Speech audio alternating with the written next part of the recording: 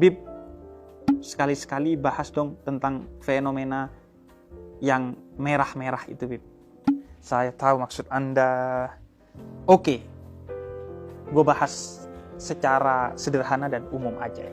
Fenomena perdukunan. Jadi sebenarnya perdukunan itu bukan hal yang baru dalam Islam. Sejak sebelum Islam dan di zaman Islam pertama kali turun melalui Nabi Muhammad, itu sudah ada praktek perdukunan. Misalnya dalam suratul Baqarah ayat 102, Allah menjelaskan bahwa ada tuh perdukunan yang dia sudah punya job desk secara khusus, yaitu memisahkan pasangan yang sudah menikah dengan menceraikannya. Begitu juga di dalam surat Al-Falaq misalnya, itu bicara juga tentang praktek perdukunan atau sihir.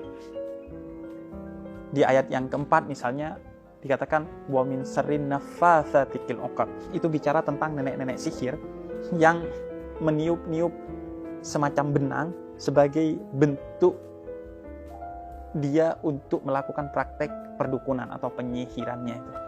Tentu untuk hal-hal yang negatif, yaitu mencelakakan orang lain dan lain sebagainya, dan bersumber juga dari kekuatan-kekuatan negatif, yaitu kekuatan-kekuatan gaib yang tidak direstui oleh Allah.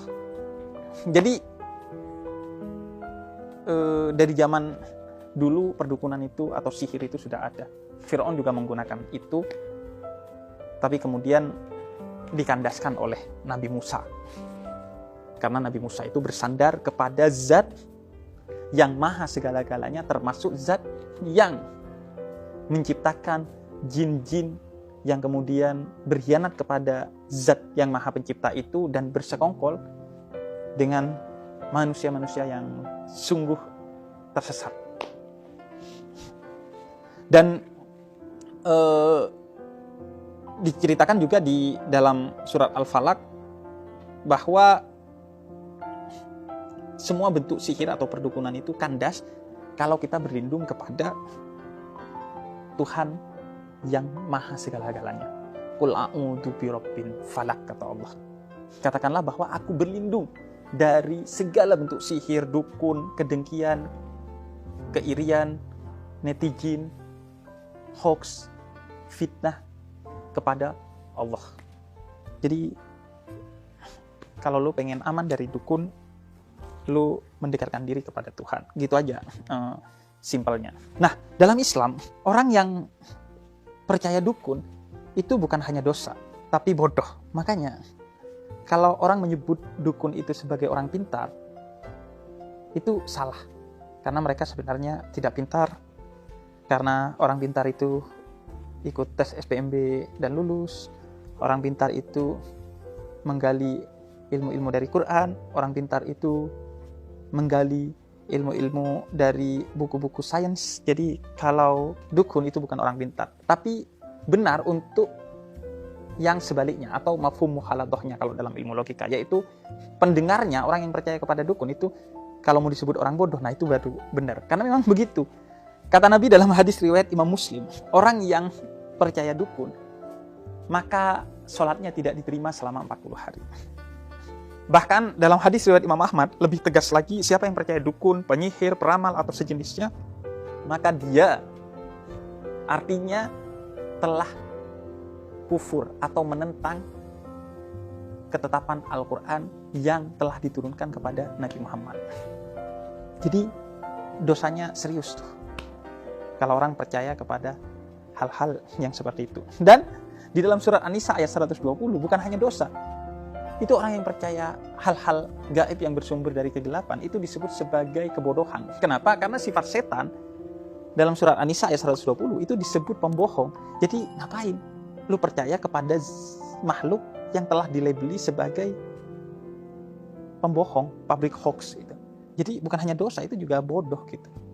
Oleh karena itu dalam surat Jin ayat 26 dan 27 kata Allah, lu jangan percaya kepada segala sesuatu yang bersifat gaib kecuali dari Allah atau dari orang-orang yang diperkenankan oleh Allah untuk menyampaikan hal-hal gaib yang sumbernya juga dari Allah, yaitu para nabi, para rasul atau orang-orang soleh yang Allah memang berikan bocoran tentang hal-hal gaib dan izinkan untuk menyampaikan kepada orang lain. Jadi boleh percaya hal-hal gaib, tapi bukan ke dukun, penyihir, dan lain sebagainya, tapi kepada orang-orang yang mendekatkan diri kepada Allah. Karena dia diberitahu oleh Allah sehingga pasti benar, dan diizinkan oleh Allah sehingga pasti baik. Tapi itu pun bukan sesuatu kebanggaan bagi para nabi, para rasul, dan para kekasih Allah. Mengetahui hal-hal gaib itu bukan sesuatu yang sifatnya kebanggaan. Makanya kata Jalaluddin Rumi, salah seorang tokoh spiritualis muslim yang tersohor, ketika dikatakan oleh seseorang yang datang kepadanya, ada orang hebat di luar sana. Kenapa, kata Rumi? Iya, karena dia bisa terbang. Kemudian kata Rumi, kalau cuma bisa terbang, burung juga bisa terbang. Dia juga hebat. Orang itu gak lebih hebat dari burung dong. Ada juga satu orang yang bisa jalan di atas air. Terus kata Rumi, kalau cuma jalan di atas air, binatang bernama ikan itu jauh lebih lihai. Apa hebatnya, kata dia. Jadi para kekasih Tuhan, juga para nabi dan para rasul, itu tidak pernah membanggakan sesuatu yang sifatnya supranatural. Karena itu dalam hadis riwayat Imam Abu Hurairah dikatakan bahwa mukjizat teragung yang pernah ada di muka bumi ini adalah mukjizatnya Nabi Muhammad berupa Al-Quran. Bukan tentang mukjizat-mukjizat yang sifatnya supranatural. Ya itu memang mukjizat, tapi kalau lu tanya yang paling agung apa? Itu Al-Quran. Yang isinya adalah ilmu pengetahuan. Baik itu ilmu-ilmu yang bersifat agama maupun ilmu-ilmu yang bersifat umum atau iptek, sains dan teknologi. Jadi kalau lu pengen jadi orang pinter, kata Al-Quran, pelajarilah Al-Quran yang di dalamnya ada ilmu-ilmu yang sifatnya agama maupun ilmu-ilmu yang sifatnya umum, bukan justru mempelajari ilmu-ilmu sihir, ilmu-ilmu perdukunan dan lain sebagainya. Itu gak hebat dalam perspektif Al-Quran. Dan kalau lu nanya ya ke gue misalnya, Bib, kalau gue ingin mendapatkan sesuatu yang instan, yang sifatnya gaib, dari sosok yang keramat, gue itu harus kemana? Maka gue bilang ke lu bahwa sosok terdekat dengan lu yang paling keramat itu adalah ibu lu. Jadi kalau lu ingin keajaiban-keajaiban dalam hidup lu, mintalah kepada Allah melalui ibu lu. Lu cium tangannya, lu minta tangannya memegang kepala lu, dan mintalah kepada Allah dengan perantara ibu lu, maka itulah sedahsyat-dahsyatnya keajaiban. Bukan dukun, bukan penyihir. Jadi ngapain lu ngeribetin dukun lah, sihir lah, dan lain sebagainya. Tapi kalau lu nanya, apakah tidak diperkenankan dalam Islam berhubungan, bekerja sama, atau meminta bantuan jin? Sebenarnya diperkenankan aja. Misalnya dalam surah An-Naml ayat 27, di sana dikisahkan bagaimana Nabi Sulaiman itu memiliki serdadu-serdadu dari kalangan jin dan menggunakan kekuatan jin untuk kepentingan-kepentingan mulia dari Nabi Sulaiman. Begitu juga Imam Nawawi dalam kitabnya Al-Majmu' menceritakan tentang sahabat Abu Musa Al-Asy'ari yang ketika itu meminta bantuan jin untuk menemukan keberadaan Sayyidina Umar Ibnul Khattab yang saat itu tidak ada di sekitar masyarakat muslim saat itu, dan ada kepentingan yang sangat utama terkait dengan Sayyidina Umar saat itu, karena dicari-cari gak ada, nanya ke jin tuh. Jadi